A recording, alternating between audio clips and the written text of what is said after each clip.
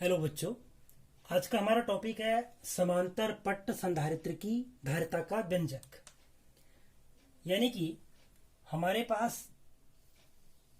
दो प्लेटें हैं और इन दो प्लेटों से मिलकर के दो चालक प्लेटों से मिलकर के एक संधारित्र की का निर्माण हो रखा है। माना ये प्लेट ए है, ये प्लेट बी है। प्लेट ए को यदि हम धनावेशित करें, जब इसको धनावेशित किया जाता है तो प्रेरण के कारण, किसके कारण? प्रेरण, यानी कि पहली घटना क्या घटी? प्रेरण के कारण।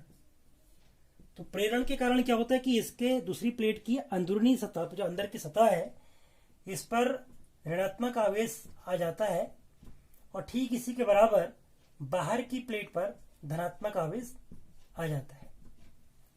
और यदि हम इस बाहर की सतह को पृथ्वी से जोड़ दें, इसको बोलते हैं अर्थिंग करना, पृथ्वी से इसको जोड़ लिया हमने, भूरक्षण कर लिया इसका, तो ये धनावेश जो होगा ये पृथ्वी में चला जाएगा और इस प्रकार इस बी प्लेट पर ऋण आवेश रह जाएगा।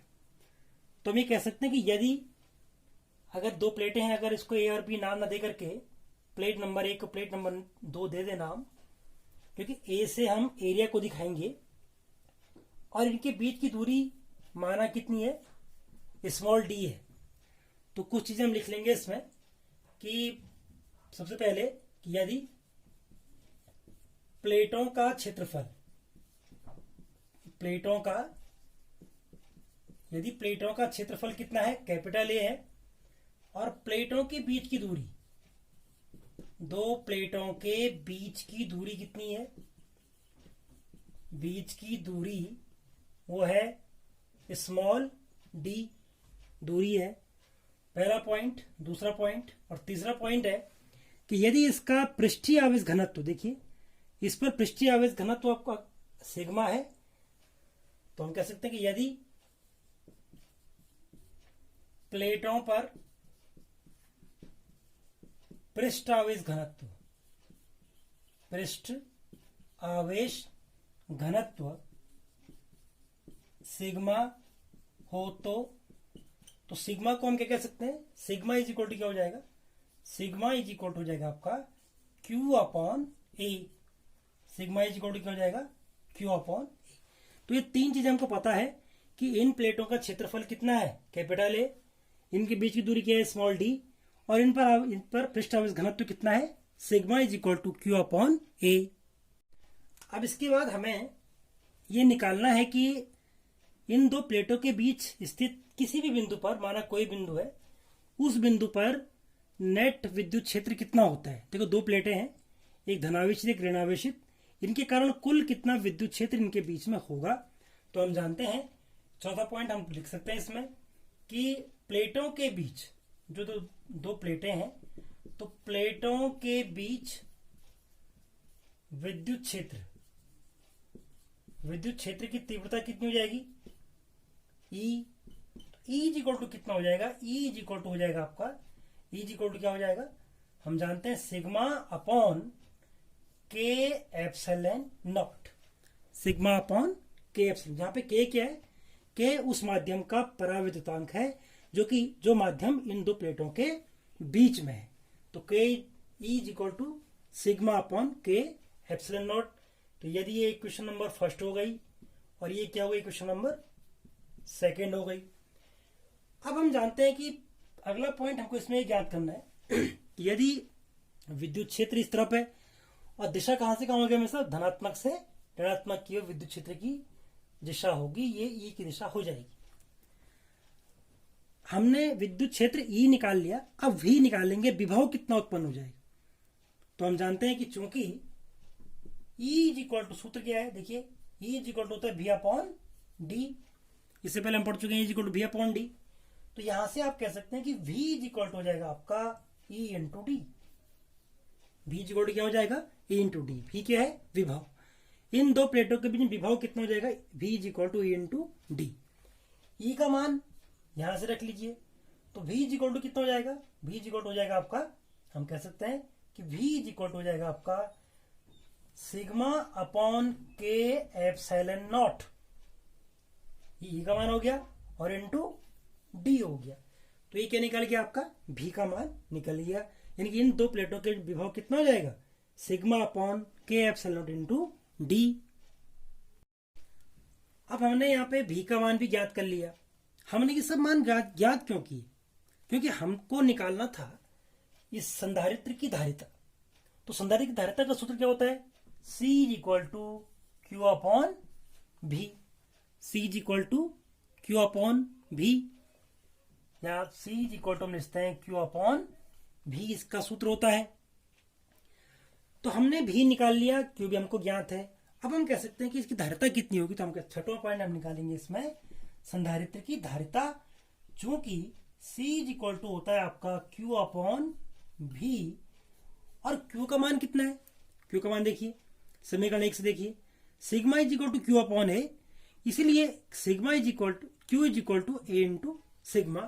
तो Q का मान कितना हो जाएगा, सिग्मा इंटू A बटे V का मान कितना है, यहां देखिए, तो सिग्मा बटे के एप्सिलॉन नॉट इंटू डी, या आप लिख सकते हैं कि सिग्मा इंटू ए, ये यहां से ऊपर आ जाएगा तो जगह के इंटू एप्सिलॉन नॉट और सिग्मा इंटू डी, इसे कैंसिल। तो आप कह सकते हैं कि C इज इक्वल टू क्या हो गया, C इज इक्वल टू हो गया आपका, C इज इक्वल टू के epsilon not into A upon d. तो ये क्या मिल गया हमको, ये हमको एक सूत्र मिल गया कि C इज इक्वल टू के epsilon not into A upon D, अर्थात किसी समांतर पट्ट समांतर प्लेट जो संधारित्र है, इनकी जो धारिता है वो किसकी निर्भर करती है, ए का मतलब इन प्लेटों के क्षेत्रफल पर। दूसरा, ये डिपेंड करती है के पे, के का मतलब क्या हुआ, इन प्लेटों के बीच में हमने कौन सा पदार्थ रखा है उसका परावैद्युतांक, और इनवर्सली प्रोपोर्शनल है, यानी कि व्युत्क्रमानुपाती है किसके, इन दोनों के बीच की दूरी की। तो ये हमारा क्या निकल गया, C का मान प्राप्त हो गया। तो इस प्रकार हम कह सकते हैं कि समांतर प्लेट संधारित्र की जो धारिता है C, ये प्लेटों के क्षेत्रफल के अनुक्रमानुपाती होती है। ये उसके बीच में रखे जो पदार्थ है उसके परावैद्युतांक के अनुक्रमानुपाती है, और जो दूरी है ये दूरी के क्या है, व्युत्क्रमानुपाती है। इसके साथ साथ इस फॉर्मूले में एक बहुत इंपॉर्टेंट चीज जो निकल के आ रही है वो ये है कि कहीं पर भी Q का मान, Q नहीं दे रखा कहीं पर भी, फॉर्मूले में कहीं भी Q नहीं है। इसका मतलब क्या हुआ कि C जो है, यानी संधारित्र जो की धारिता जो है वो प्लेटों पर उपस्थित आवेश की मात्रा पर निर्भर नहीं करती है। आपने कितना आवेश दिया है इस पे वो डिपेंड नहीं कर रही, बल्कि किस पे डिपेंड कर रही है, वो एरिया पे डिपेंड करती है, वो के पे डिपेंड करती है, वो डी पे डिपेंड करती है। अब यदि प्लेटों के बीच, ये जो प्लेटें हैं इनके बीच में हमने निर्वात या वायु है, ठीक है, तो के का मान कितना हो जाएगा, निर्वात की विद्युतशीलता, निर्वात की जो विद्युतशीलता होती है कितनी होती है, या निर्वात का जो परावैद्युतांक होता है कितना होता है, के इज इक्वल टू 1। अतः संधारित्र की धारिता कितनी हो जाएगी, तो C इज इक्वल टू क्या हो जाएगा आपका, जो फॉर्मूला है के epsilon not a upon D, इसमें के का मान 1 हो गया, तो epsilon not into A upon D. यहाँ पे देखिए, ध्यान दीजिए, एप्सिलॉन नॉट क्या चीज होती है, ये क्या होती है, ये होती है निर्वात या वायु की वैद्युतशीलता, ये वैद्युतशीलता है, ध्यान दीजिए, वैद्युतशीलता। के क्या है, व्हाट इज के है माध्यम का परावैद्युतांक, माध्यम का परावैद्युतांक, और के का मान क्या होता है, ई अपॉन एप्सिलॉन नॉट, जहां पे ये एप्सिलॉन का मतलब क्या हुआ, किसी माध्यम की वैद्युतशीलता, और ये क्या है आपकी निर्वात या वायु की वैद्युतशीलता।